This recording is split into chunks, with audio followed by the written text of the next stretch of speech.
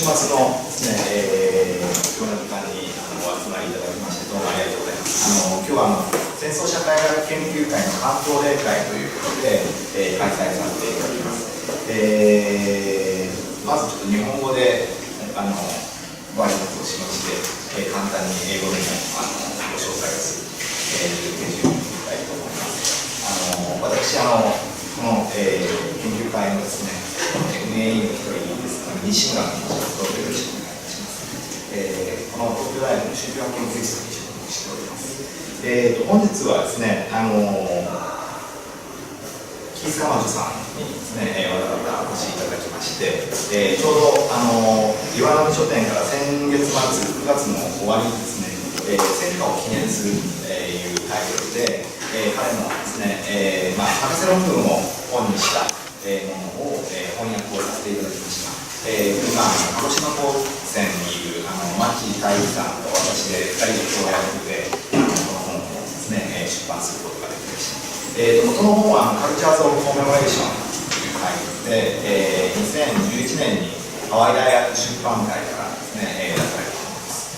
で、本当はもっと早くですね、出版したかったんですけど、いろいろもろもろの事情があって、このタイミングになっているということです。で、本日は、2つのですね、2部構成で進めたいと思います。まず最初にですね、キーノートスピーチという形で、鎌木さんに、The State of War Memory というタイトルでお話をいただきます。で、その後ですね、2、3ご質問をお受けして、後半は第2部として、書評セッションを、行いたいと思います。法政大学のですね、長島玲央さんと、明治学院大学の、石原俊さんのですね、書評コメントを、いただきたいというふうに思います。で、今日はですね、講演は英語でやっていただきまして、2部はですね、日本語英語というふうに書いております。で、基本的にはもうミックスで、ね、マルチリンガルで、やるかと思いますが、なので皆さんからご質問がある場合には、英語でも日本語でも、結構ですね、日本語の場合には、簡単に私の方で通訳をすることになると思いますので、うまくですね、きちんと趣旨を、お伝えできるかどうかちょっと不安なところはあるんですけども、あまりですね、堅苦しくない形でいろいろ議論が情報をシェアできればというふうに思います。So, I will talk in English now. Thank you for joining us at the meeting of Society for Warfare, Society for Sociology of Warfare.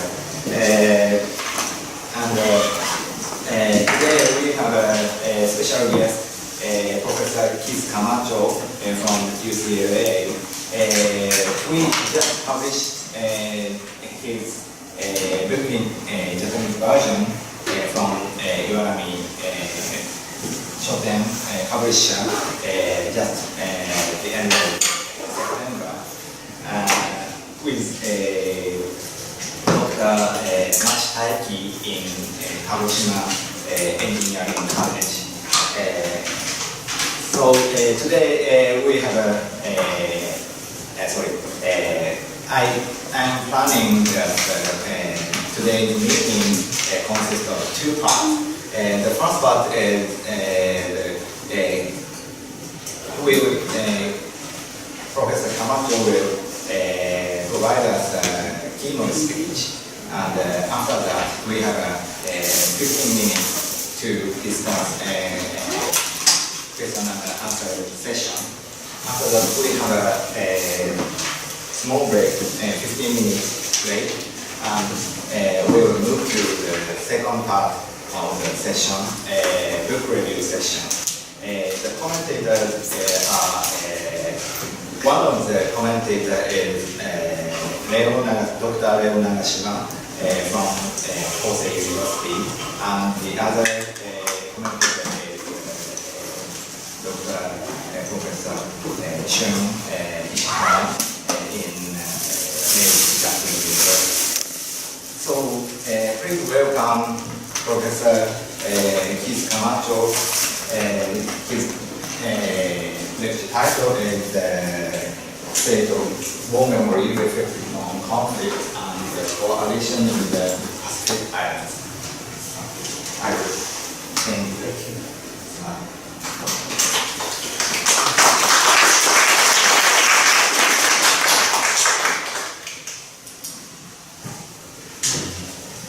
Thank you everybody for, is the volume okay?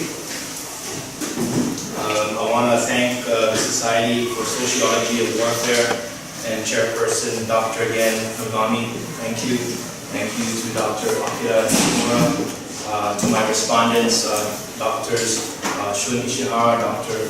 Ryo Nagashima, and thank you for everybody for being here on a Saturday. Thank you. The State of War Memory on Conflicts and Coalitions in the Pacific Islands. Numa piniti hautau nangamana pinipunu asea hakman na tempo panapasi sa bibibu. This Chamorro proverb in English translation is, when you hurt somebody, expect to be in pain. For even if it takes time, you pay for the pain you cause. On January 21, 1942, Louis C. Crisostomo, a 20-year-old Chamorro man, reported to the Japanese police headquarters in Saipan, one of several islands in the Mariana Archipelago, governed by the Nanyo-cho, or the Japanese South Seas government. The United States territory of Guam, the southernmost island in this archipelago, had already fallen into the Japanese military a month earlier. As with American Samoa, Hawaii, the Philippines, and Puerto Rico, the Chamorros of Guam, also called Guamanians, had likewise experienced American colonial rule. When Crisostomo boarded the vessel Nantahi Maru for Guam in 1942, then he had no idea that his expertise in the Japanese language would strain the relations between Americanized and Japanized Chamorros throughout the archipelago. Once in Guam, he and other Chamorros from the islands of Rota and Saipan were instructed to perform translation duties for the Japanese administrative, agricultural, educational, medical, military, and police units. They all served one goal: to change Guamanian attitudes from American influence and to obey the rules, orders, and regulations of the Japanese, and also to see that they placed themselves like Japanese.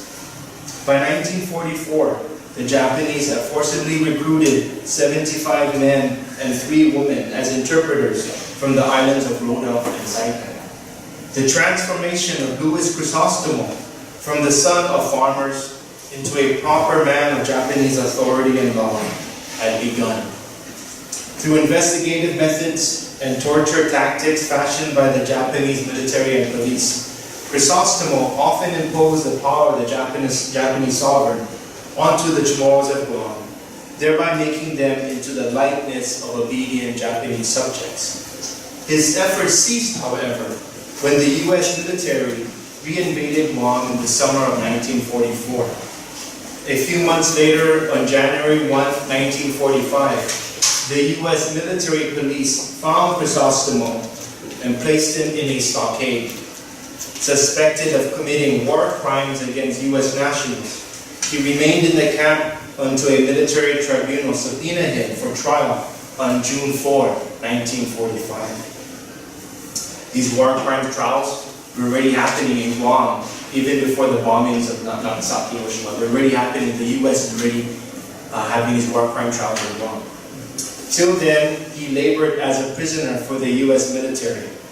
As his wife, Mariquita, elaborated, quote, "My husband told me that while he was in prison, they were taken out on work details, and Guamanians, Chamorros from Guam, will come up to them and say, 'You are monkeys now.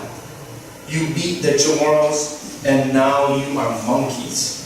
Some would say, 'Come here, so I can kill you.'" In this talk, I discuss my current research project on the U.S. Navy's War Crimes Tribunals program in Guam from 1944 to 1949. By way of ethnographic observations and historical analysis, I pay attention to how Chamorro views of the past marginalize and erase memories of this military tribunal and of the violence of the United States Empire more generally. We can talk more about the debates on the United States as a democracy, as an empire, imperium later.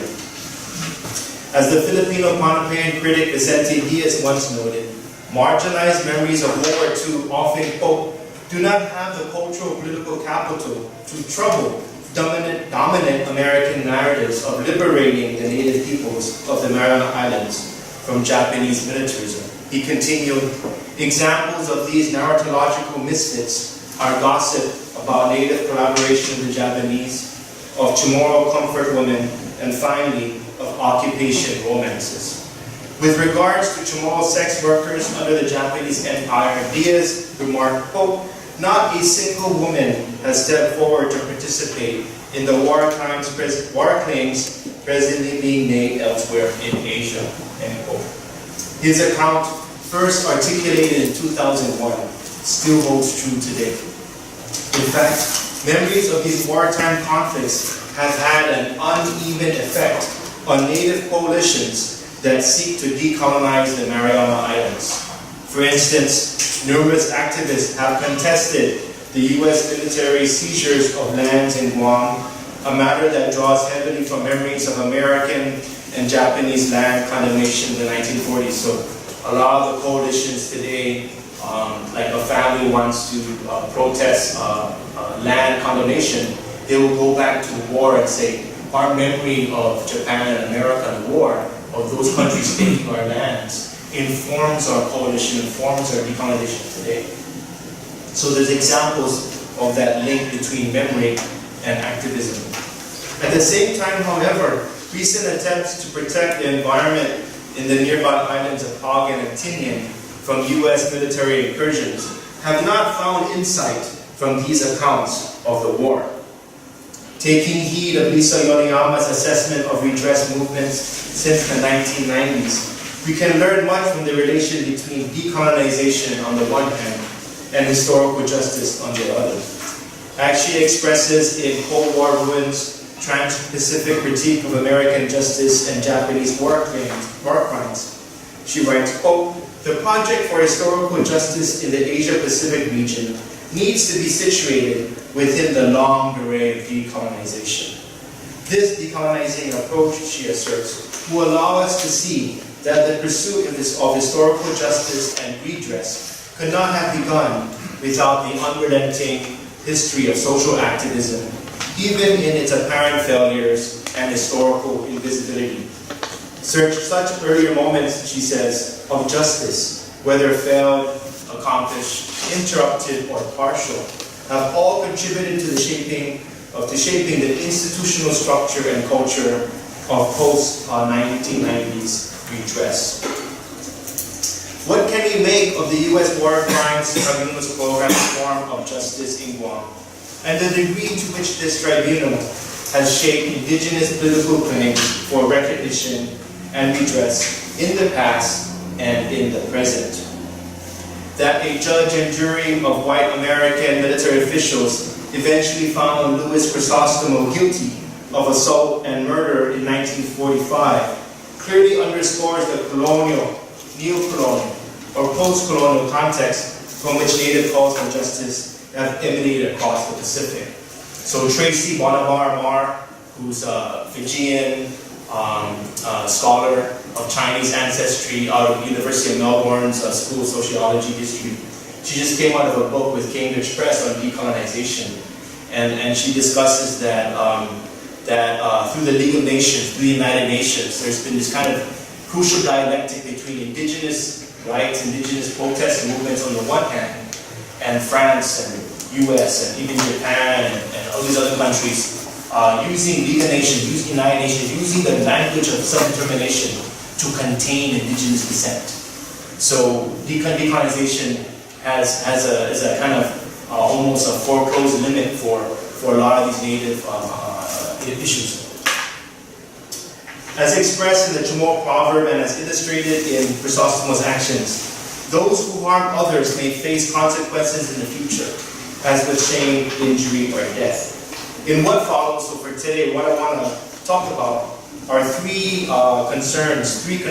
First, the relationship between war crimes, Chamorro gossip, and what I'm calling the Popo-Hilita relation. So first, I want to talk about the relationship between war crimes trials, gossip, hearsay, and what I'm calling the Popo-Hilita relation. I'll explain that in a second. Two, I want to talk about the significance of Chamorro amnesia in the recollection of the tribunal. I want to talk about how these communities forget, why they forget this tribunal. And third, I want to discuss Japanese imperial nostalgia and Chamorro survival. I want to talk about how already in this tribunal, Japanese soldiers are waxing and waning about a kind of nostalgia, a kind of selective view of the past. And then, and that's going to be in Rota, an island north of Guam. And then I conclude with observations about how a fuller treatment of this tribunal program can help us redefine and advance more complex calls for decolonization. So the history, memory here, without a doubt, are not separate, they're integrated. Of war crime trials, Chamorro gossip, and the Popo-Hilita relation. In the summer of 1944, the United States government knew that the question of sovereignty remained unsettled in light of the armed conflicts with the Japanese military in the Marianas and the Asia-Pacific region. Even with Japan's surrender to the United States in August 1945, American imperial claims to Guam, Rota, Tinian, Saipan, and other Pacific islands was tenuous at best. So what I'm arguing here is even with U.S. victory and triumphalism in the battles, for the United States, that was not sovereignty. That was not an accomplishment of sovereignty. So the tribunals operated, was the legal apparatus, the thing that made lawful the U.S. empire. They could win 5,000 battles, but it is not recognized in domestic international law. Those battles are not sovereign. So, so this tribunal is significant for them. For example, Admiral Nimitz of the U.S. Navy issued Proclamation Number 4, titled Exceptional Military Courts for Guam and Adjacent Waters being established. And it says, part of the provision says, quote, there shall be military commissions, superior provost courts, and summary provost courts, the constitution and competence of which are set forth in Article 3. So the Navy's military commission thus assume, quote, jurisdiction over all persons in the custody of the convening authority at the time of the trial charged with war crimes committed against U.S. nationals and any white person whose nationality has not, prior to ordering the trial, been established to the satisfaction of the convening authority. So the one-sentence version is, unlike the Nuremberg and Tokyo tribunals, which brought international law to bear on the spectacle of U.S. and Allied victory, the War Crimes Tribunal in Guam was a domestic matter. That they did not bring in international consultants, they did not bring in international press for the most part. And it's a really good example of a kind of act of conquest through the judicial system, you know. When placed in the context of American and Japanese claims to the Pacific Islands, the Commission therefore aimed to normalize its laws about war in order to legitimize its naval rule. So in the Guam and Saipan and Rota and the Marianas space, so to speak, the tribunal has specifically prosecuted Chamorros and Japanese nationals accused of war crimes against U.S. citizens and others. So this tribunal particularly was working with and prosecuting indigenous subjects and nationals of Japan's empire, particularly police and interpreters. That was their main stake. For numerous Chamorros in Guam who experienced Japanese military rule from 1941 to 44, the Navy's commission offered them a site from which to express their racism and retribution against these accused criminals. In this manner, the Navy allowed Chamorro gossip to enter the court as valid testimonies. And this is an important point about to make.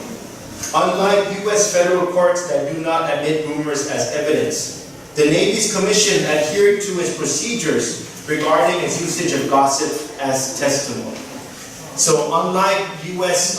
state and federal legislation, you cannot take hearsay and put it in the court. But in the military tribunal can create and recreate its laws. That's why Guantanamo in Cuba is such a spectacle, because the military tribunal in Guantanamo can do whatever it wants as per military law, just like in Guam. And so, given that tribunal featured Chamorro and Chamorro Japanese notions of the past in this regard, gossip, hearsay, and rumor, all invoked what the anthropologist Nico Besnier calls, quote, a form of interaction that in most societies variously provokes scorn, derision, and contempt, but also enormous interest. By turning to the Chamorro epigraph that opened this talk, we can feature the Chamorro proverb of the koko, a bird, and the hilitai, a lizard, to understand how Chamorros constituted the proper and improper behaviors and attitudes. So, koko is a bird native to Guam, they cannot fly, and the hilitai is a lizard. And these animals play important roles in indigenous cosmology and even ontology, not just how we think, how we act, but how we think, how we be.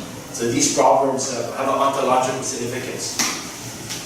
We can then ask, what happens when this indigenous knowledge system takes on a punitive dimension in a tribunal that utilizes gossip to condemn or vindicate war criminals? And so here is the hilitai. As one version of the proverb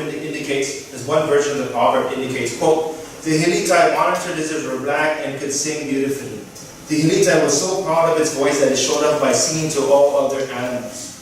Yet a few of the animals, like the totok or the dove, said, quote, you may have a better voice than me, but my colors are prettier than yours. Jealous, the hilitai, our lizard friend, sought the assistance of a friend, the koko, or a bird, to paint yellow dots on its skin. The koko agreed to help on the condition that the hilitai beautify the bird with white stripes as well. And so the koko kept its promise, but the hilitai only partially painted the bird in a hurry to show other animals its yellow and black pattern. So the bird, the lizard says, can you paint me, can you make me look beautiful like you? The bird said, okay, I'll help you. I'll help you look pretty. But when the bird asked the lizard to help, the lizard didn't finish his or her obligation. And so what the angry and offended, the bird caught up to the lizard and pecked its beak, the tongue. So the tongue is now like this. And so the stripes on the bird are incomplete, and the lizard with its forked tongue no longer arrogantly sings. The educator Lawrence Cunningham explains, quote, the importance of this story is not in the explanations for the characteristics of these animals. The real message is the core Chamorro value. People who do not meet their obligations will be punished.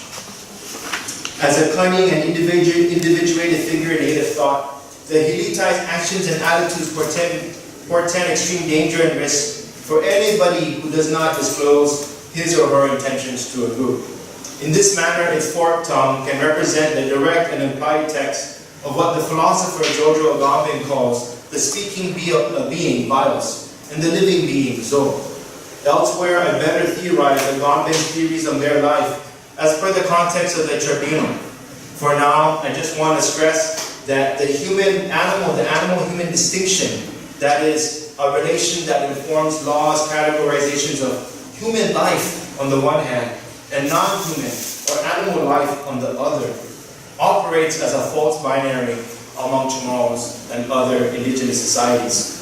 So we could spend 2 weeks on Jojo Agamben, but Agamben's he has 2 political philosophical dilemmas. On the one hand, he says that so long as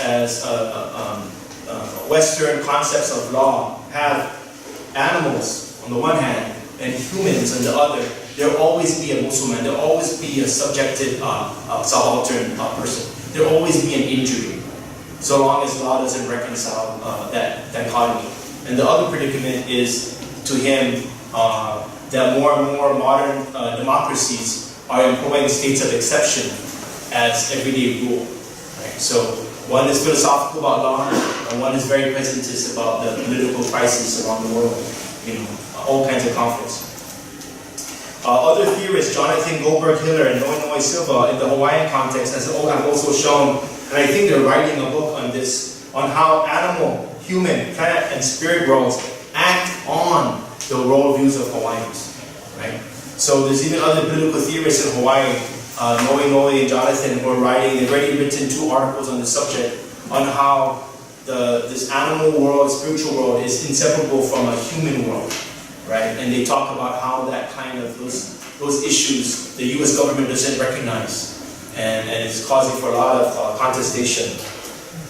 So the spirit world, the animal world, has agency, just as much as we do. And so my point is that the proverb of the Koko and Hilitai, what I call the Koko-Hilitai relation, can help us understand how and why native gossip, Chamorro gossip from Guam, shaped the Navy's judgment of suspected Japanese and indigenous war criminals in the 1940s. But if Chamorro gossip, if hearsay, informed the Navy's moral and legal basis from which to prosecute civil crimes and war crimes, I then ask, how could such a heavily talked about event, right? Gossip is so heavily talked about. The Kardashians, when Abe says something horrible, whatever, gossip, how can something of such enormous interest become severely marginalized in both historical accounts and oral histories of the war? This tribunal is severely marginalized in the memory and the history of the war.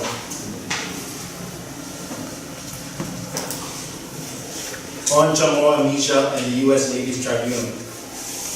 Because I was examining how the Navy's court treated Chamorro male interpreters and police officers from the islands of Rota and Saipan, the same labor force that conscripted Louis Crisostomo in 1942, I took stock of Chamorro masculinities in the context of wartime Japanese police stations and the post-war American military tribunal. So in this project, I've been very careful to make those links between what happened in the past, how people remember these police stations in Guam, but also how they're performed later in the tribunal. And so the records disclose, for example, how these native interpreters and police officers shaped what it meant to be loyal men during Japan's empire, but also how later court testimonies shaped what it meant to be loyal people under the U.S. empire. So loyalty still is an important theme. Informally, in this project, I talked to more than 40 individuals about the Navy's tribunal since 2005. Quite often, I relied on the assistance of a bunch of folks, relatives and friends, and everyone would say like, "Oh, Keith's researching on the war again, something on the war." But it would be through my clan affiliations where I'll be granted access to or be excluded from a lot of these events. And for those who interview, for instance, they usually open the conversations like, "I know your cousin Kevin," or "I once worked with your grandmother Mag," or "I went to school with your Auntie Maria." And so acknowledgement and praise of one's clan, and essentially the clan that's around me, my extended family, can result in the fulfillment of an old or new obligation. So we see the Koko-Hilitai relation is kind of a sense of reciprocity happening in a positive sense when I'm interviewing people. But it also can operate with repercussions. And for example, I couldn't interview a lot of the former interpreters, and there was too much violence for them to discuss. Overall, I recorded 15 interviews of Chamorros from the ages of 50 to 92. They included 1 woman from Tinian, 2 women and 3 men from Saipan, 7 men from Guam, and 1 transgender woman from Guam. Overall, nobody knew that the U.S. Navy operated tribunal in 1944 to 49. So all these people I talked about, no one knew about this commission, this military commission. If they did, they vaguely remembered it. For example, as Judge Joaquin Manabusin of the Guam District Court expressed, you know what? I'm totally unfamiliar with the war crime trials, other than hearing that we did have these trials. I'm not sure really who was prosecuted and what they were prosecuted for. So this is a judge. This is a person trained in law, in U.S. colonial law. His father before him was a judge. His son's an attorney, right? And so gossip in the court, such a talked about, something we find interest in, right? Is one generation later, a vacuum, a kind of amnesia. And so, for the most part, numerous Chamorros from Guam and Saipan seem puzzled whenever I broach the subject of the tribunal.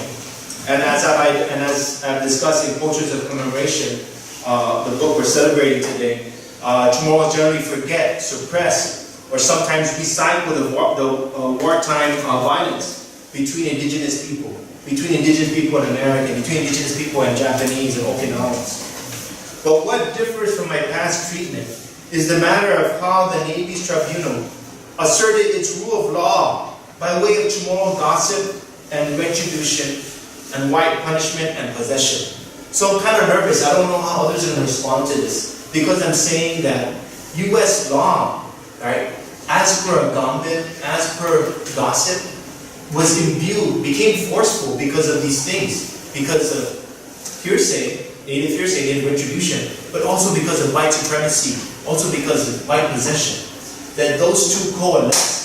And when we think about colonial governance in the Pacific and the world, we can't just think about the law as a letter as letters. We also got to think about how these different contexts inform, give force to meaning in law.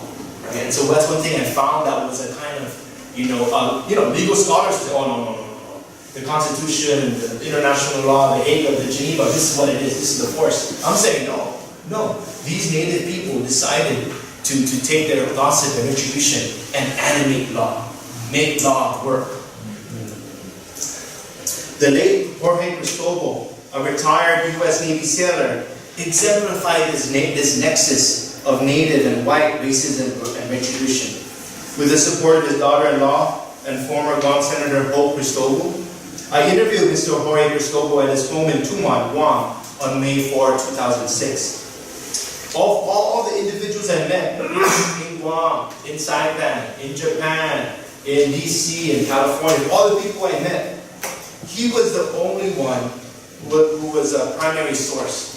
Everybody else was secondary source. He was the only one. Further, none of the other Rotanese and Saipanese members of the Kempentare and the civilian police, none of them came forward to talk to me. Right? It was a privilege then to interact with Mr. Cristobal.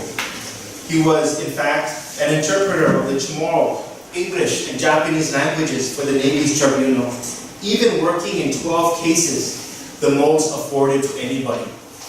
So the military commission knew that he had this trilingual fluency, Chamorro, Japanese, English, and they knew he came with a kind of U.S. sensibility, and he was the most cases as a translator.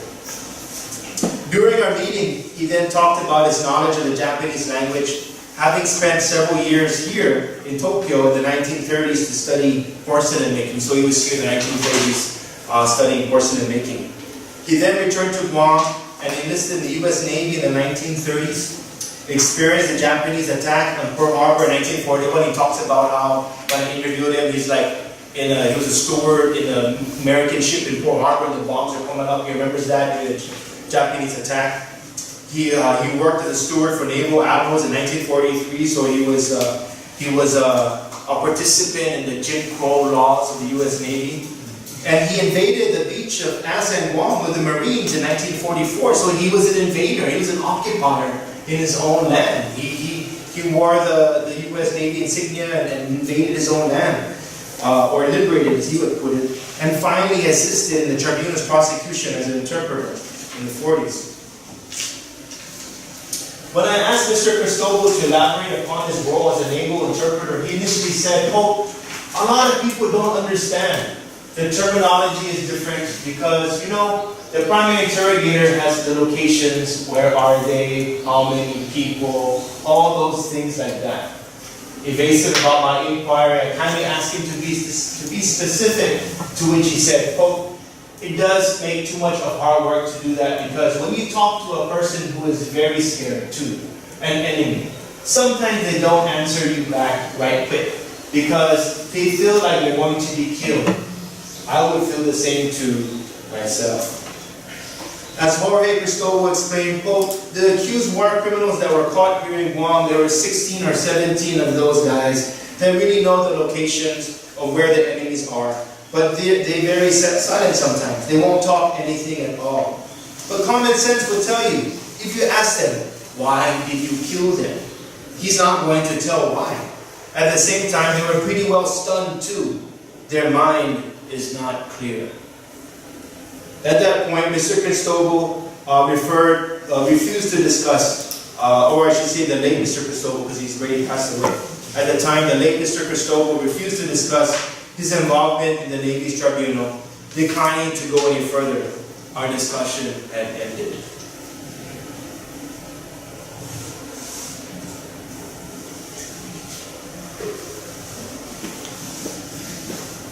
On Japanese imperial nostalgia and Rotanese survival.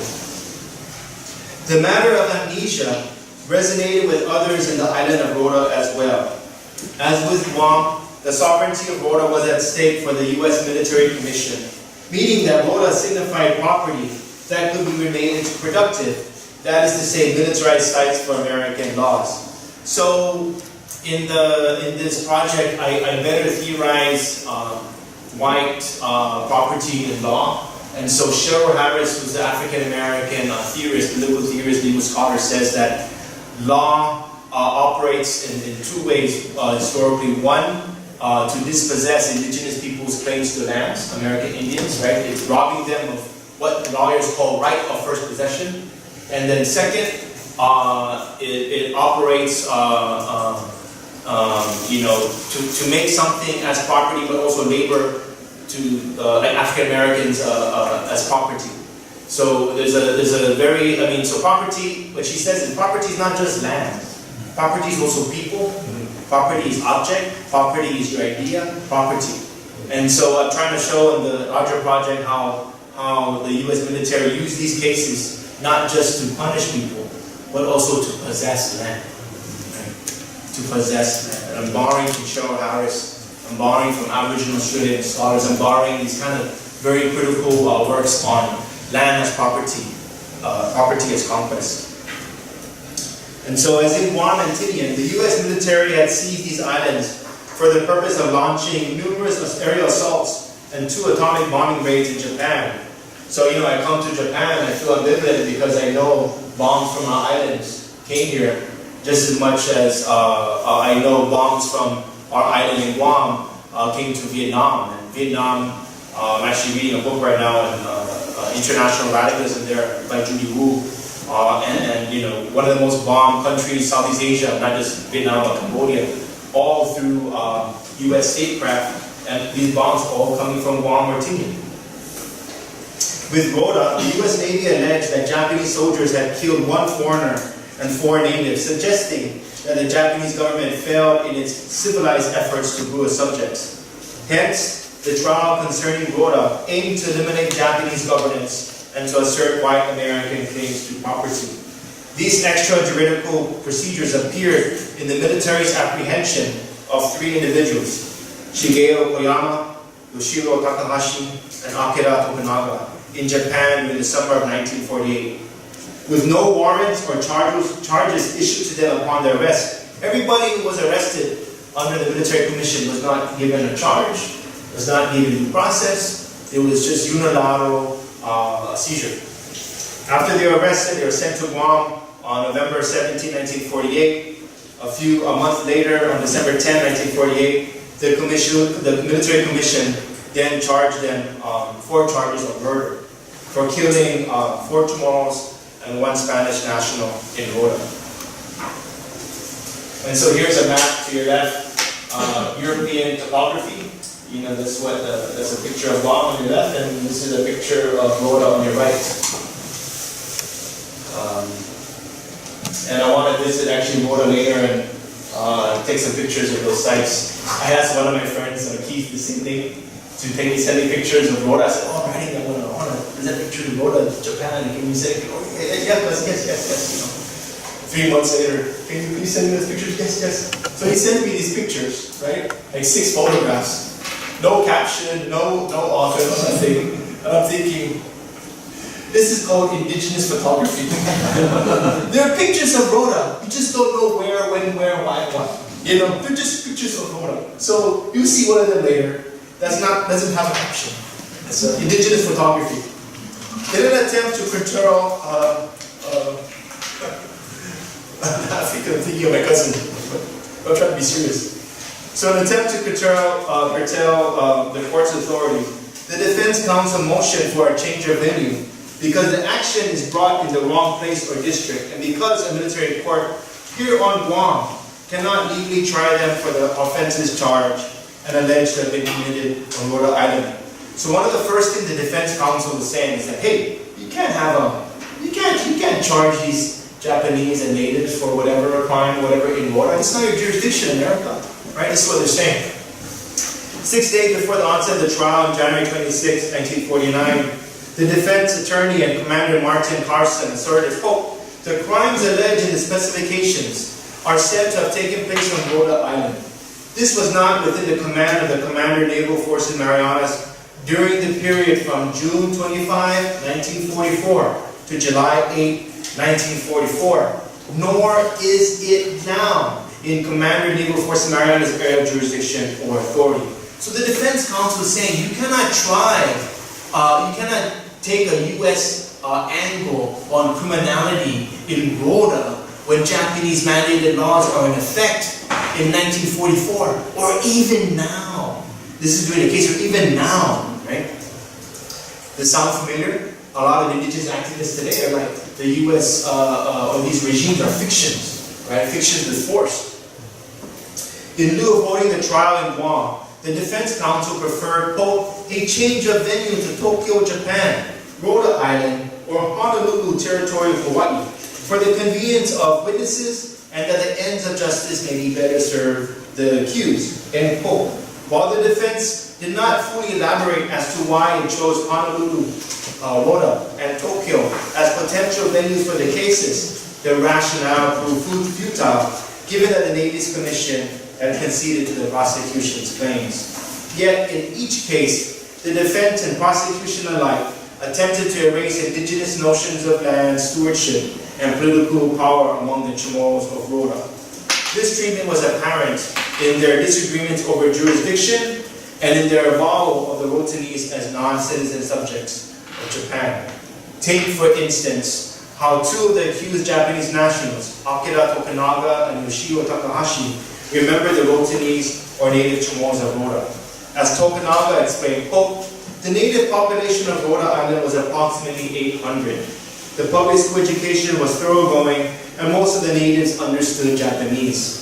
Their intelligence surpassed those of the resident Koreans and Okinawans, and they willingly volunteered to cooperate with the Japanese forces. We could not but feel favorably disposed toward them, end quote. Stressing that he had formed a, quote, strong bond of friendship with the Chamorros, Tokunaga continued, quote, I was overwhelmed with gratitude whenever I observed these people in my tours of inspection, working side by side with the soldiers, with sweat streaming down their muddy faces, end quote. Yoshio Takahashi similarly observed, quote, I love them, I love the Chamorros of Rhoda, and worked with them, and their work always gave me satisfaction. As our relationship became closer, I came to know that when they were like Japanese, who were willing to do their best for their country without knowing the tragic destiny awaiting them, end quote. As these comments reveal, Takahashi, Yoshiro, and Tokunaga Akira subscribe to what the anthropologist Renato Rosado calls imperialist nostalgia. Quote, a mood of nostalgia that makes racial domination appear innocent and pure. By underscoring their supposed amicable relations with the Chamorros of Rhoda, these men attempted to demonstrate their generosity and innocence to the military tribunal. So on the one hand, you know, if you're put up for court and they accuse you of murder, of course you're going to want to be nice, and of course you're going to want to be, there's a very pragmatic angle to that, right? They want leniency, they want mercy. David Coleman, who's a former director of UC Berkeley War Crime Studies Center, had explained to me, he goes, there are several books to be made on petitions of mercy alone during the war crimes trials around Japan. Thousands and thousands of petitions of mercy. In my research, I came across a lot of them. But my book, or my project is not about petitions of mercy. But there's clearly a lot. And so, you know, these young men are trying to protect their lives. So there's a pragmatic rationale as well, as much as there is an imperial one. As Rosaldo asserts, quote, much of imperialist nostalgia's force resides in its association with, indeed, its disguise as more genuinely innocent, tender recollections of what is at once an earlier epoch and a previous phase of life, end quote. Contrary to the romanticized memories of Rhoda, however, the Rotanese feat recalled a different set of circumstances than those described by the Japanese officers. Manuel Ogo, for example, was a conscripted laborer for the Japanese military at a time when friendships between natives and Japanese were forbidden, with rumors circulating about their impending deaths at the hands of the Americans. Many Rotanese feared for their lives. For example, Kondo Akira, also known as Tovis, worked as a supervisor for a private company that cultivated castor beans from 1936 to 1945. With his experience as an agriculturalist for the sugar industry in Tinian, Tovis was highly respected by Japanese officials before the outbreak of war. In turn, he advised Chamorros, Koreans, and Taiwanese harvesting crews in Rhoda and received a salary that, in his views, conformed to standard salary. So there's also these interviews with Chamorros that I think also embellish in the past. So when they're talking about, you know, their time under Japan, if they're in an administrative role, they like to kind of, oh, you know, yeah, I was a boss, you know what I mean? So there's also some embellishment there. But when the Japanese military law was implemented in Rhoda, however, on June 11, 1944, Tovis lost his job as a supervisor and became the cook for the officers of the Imperial Japanese Army.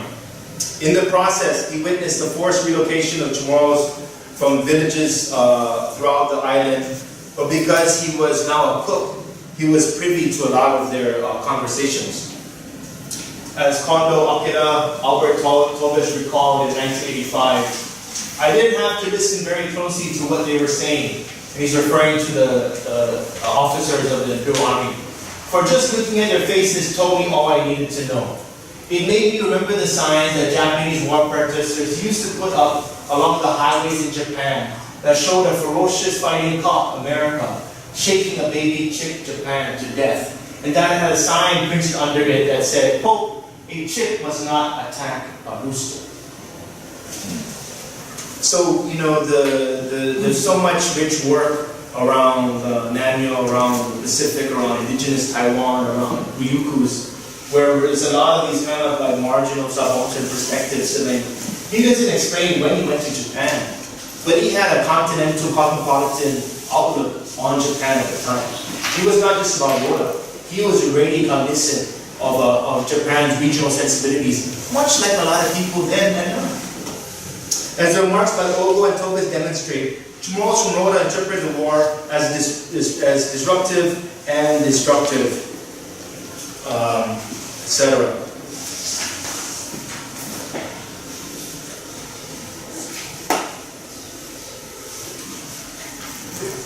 A fractured past for a decolonized future.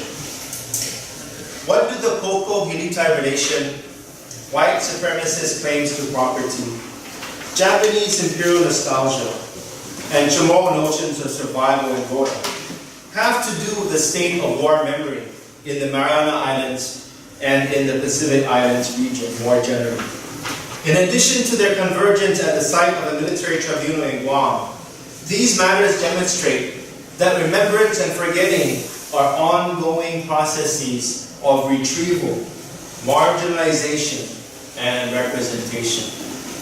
Whether we discuss histories and memories of French nuclear testing and destruction in Polynesia, or Japanese militarism and violence in Micronesia, we know that our efforts to decolonize or seek justice will be shaped by the records we keep, the oral histories we share, the critical analyses we pursue, and the political interventions we support.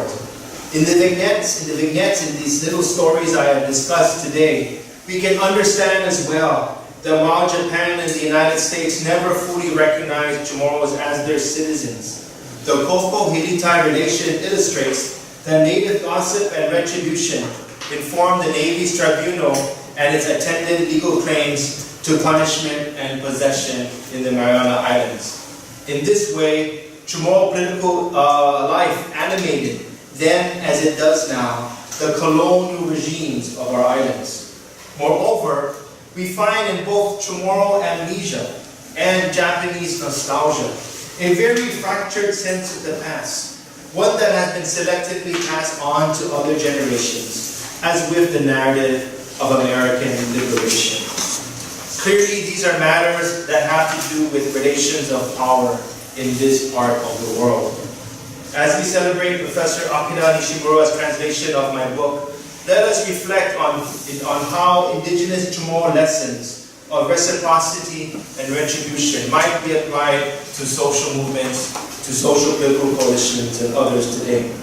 In this regard, we can learn from the U.S. Navy's War Crime Tribunals program and move forward with a deeper understanding of the relationship between law, culture, and memory. As the historian Tracy Bonnie-Mar explains, quote, throughout the settler states of New Zealand, Australia, New Caledonia, and Hawaii, the dispossession of land and appropriation of sovereignty were tightly bound to the racialization and reduction of indigenous identities. Right? Before this talk, when I asked you about the military tribunal and asked about military law, our almost knee-jerk reaction is to defer to the U.S. codes, penal conducts, international treaties. This is our first knee-jerk reaction, right? But she's trying to say that that's been the work of sovereignty of law to racialize and reduce indigenous identities and power. As such, she says, definitions of indigeneity, of indigenoushood, personhood, etc., were coupled, and this is what she says, with a permanent state of legal exception. She's borrowing from Agamben, right? Agamben says the state of exception is increasingly becoming the norm, right? And this is causing all this reaction in the left and in the right today. But she's saying here in the Pacific that it's a permanent state of exception, even as catch cries of integration, dilution, assimilation, or amalgamation of proliferating. For this reason, new forms of decolonization of Mariana Islands must uncover and make public the tribunal's violence, account for both colonial and native forms of amnesia, racism, and vengeance, and hold responsible Japan and the United States for their often co-constituted legacies of racialized exclusion, segregation, and dehumanization. The making of such coalitions for decolonization can come in many forms, no less the much appreciated translation of Cultural Commemoration by Professor Akira Nishimura. Zeus Masi, and thank you.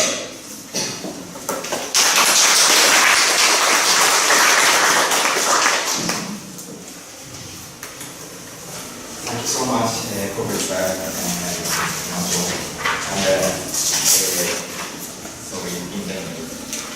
非常に幅広いですね、内容のお話だと思います。この本で展開されたその戦争の記憶や記念の話から、今ですね、鎌内先生が研究されているその、戦犯問題ですね、法律のに関わるその戦後の、戦争裁判の話と絡めつつですね、いろんな、トピックが織り交ぜられていたかと思います。そのチャモロの視点からもですね、特にその土地の所有に関わるような、その矛と響いたりですね、要は小鳥とトカゲの間の、駆け引きの言葉が、紹介されつつですね、それで要はその日本のですね、日本人のその帝国的な、ノスタルジアの問題も出てきましたし、特におそらく最後に中心的な問題になったのはどういう法でもってですね、その土地を所有するとかですね、さまざまな土地だけではなくて、その人も含めたですね、いろんなものをその、プロパティとしてその主張するようなですね、その主権を主張するような問題というのが、誰にそういうですね、権利があるというようなことも含めてですね、幅広く語っていただけたと思います。少し時間が、10分ほどありますので、2、3ご質問をお受けすることができるかと思いますが、いかがでしょうか。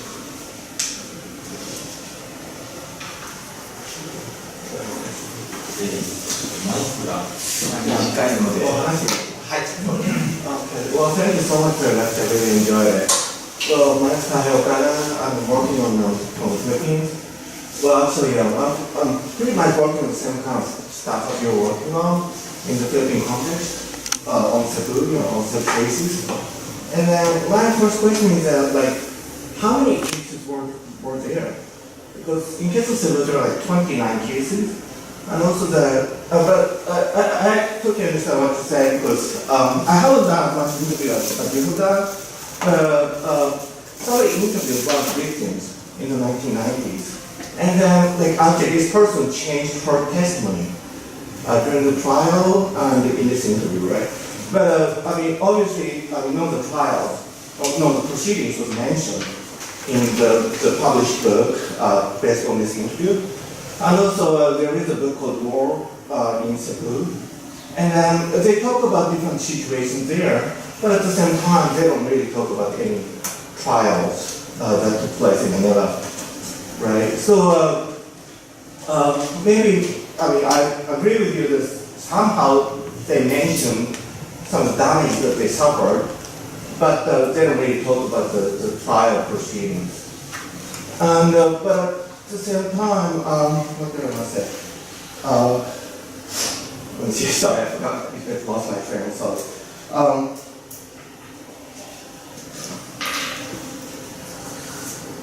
So you're talking about trials, talking about testimony, changing testimony, you're talking about war crimes.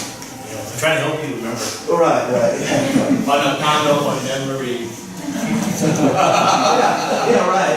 But see, the way you talk about it though, over here in Japan, it's basically victim's justice, right? So we totally deny it. Yeah. On the other hand, someone like Tota Newman, she says there is some sense of justice accomplished there. And to an extent, what I study about the situation in Cebu, the trial is pretty good. One trial is pretty good, the other trial is kind of bad. The two trials that I, investigated. So, I don't quite agree with you on the fact that these trials just over jurisdiction and sense of sovereignty. So that's one thing. There is some positive aspect, positivistic aspect there, because without these trials, we don't know anything about what Japanese soldiers did, because they don't really talk about these, especially the stuff that I worked on. So that's one thing. And the other thing is that the Philippine government basically took over the basic class war crimes tribunals in 1948, March or April. So, that kind of gives a sort of strange twist to your argument in case of the Philippines, because their new government was actually the prosecutor or the prosecuting authority after 1948. So you can comment on these things. I really appreciate it. No, that's a great question, and I agree. I've workshopped parts of this with legal scholars, and some of them don't agree, and that's fine. I think the case of Guam is unique in a kind of global perspective. I think it's not unique in an indigenous perspective under U.S. law. So what I'm trying to say, if you look at the long history of how the United States, were formed. A lot of really good work on American Indian law, American Indian studies about how, lands were seized through extra-legal means, right? So there's commonality and thread in these indigenous worlds in the U.S. federal context. In international law and global context, it's what people might call an anomaly or like an aberration. In the Philippines, the U.S. government was much more sensitive because Japan was courting the Philippines, like Indonesia and other countries, as kind of pseudo-independent countries. We will grant you independence. But the United States came back. They knew that too. That's why they charged the Philippines to prosecute their own. There's also a lot of treason cases that happen in the Philippines, right? And there's a lot of kind of contestation over political futures in the Philippines. So the Philippines is different, in how MacArthur and all the U.S. Army, because the U.S. Army supported the Philippine government with the trials there. It's different from the Navy, right? But it has a lot to do with the broader question of domesticity. And so if we sat down today and talked to media people about the Philippines, they'll talk about extrajudicial killings, they'll talk about, so-called terrorists in Mindanao, they'll talk about mining. It has an international language, whatever that is. When you ask people to talk about Indigenous Guam or Indigenous Micronesia, the international language is absent. It's a present absence. It's a present absence. People know, they just know differently, and they know it through absence. And so the U.S. government absolutely brilliantly knows that. So how they orchestrate the trials in Guam is not going to be the same in how they orchestrate the trials in Tokyo or in Manila. When there's a present language, whatever that is, versus an absent present language in the Pacific. That's been the biggest challenge among a lot of indigenous scholars today, is how can we internationalize our critique in ways that are translatable. That's why, Akida's efforts, I'm so grateful, because he's part of that effort to make legible our issues. And you know what I mean? So, but no, it is not to say that what happened here is the same in the Philippines. But it is to take stock of what are really competing languages of intelligibility. I can't think of an author, this is a person that's written some really good stuff on treason trials in the Philippines. And there's another book by a Philippine scholar, I think from Ateneo University, it's called The Collaborations. So those are two works I can think off the top of my head. But no, thank you for your question. That's a really good question. And it's okay to disagree. Right. Yeah. I'm not advocating for universalism.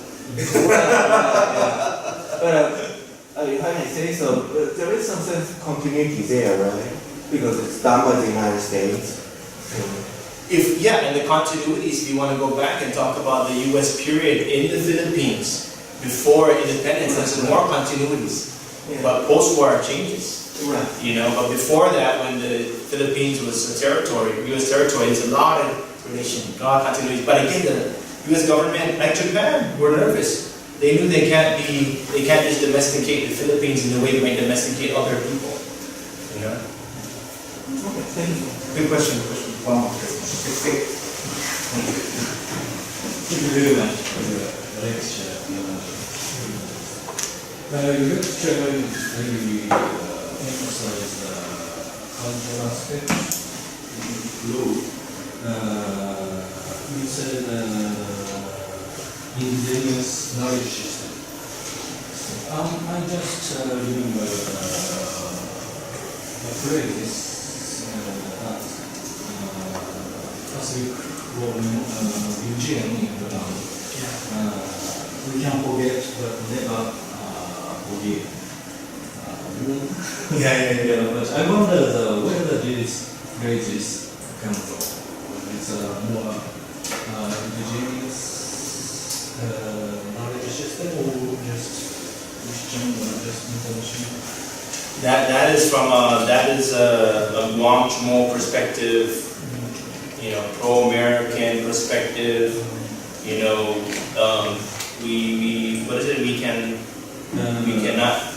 We can forgive but never forget.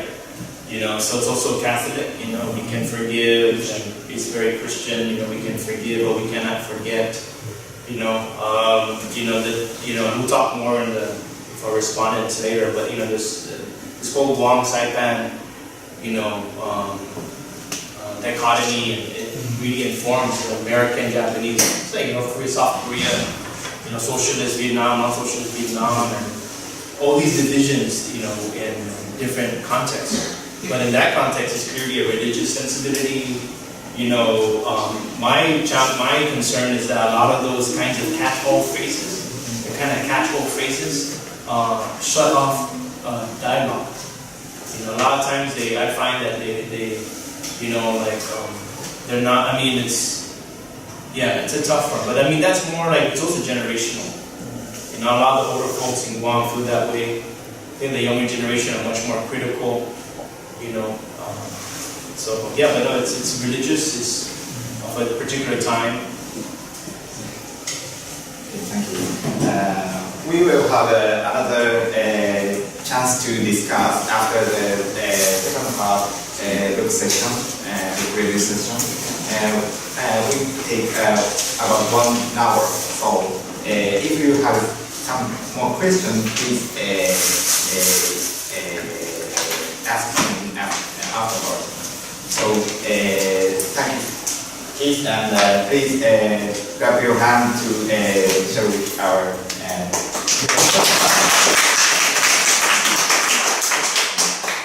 Part 1, right? Part 1. Yeah. じゃあ、15分間の休憩を、We will have a short break.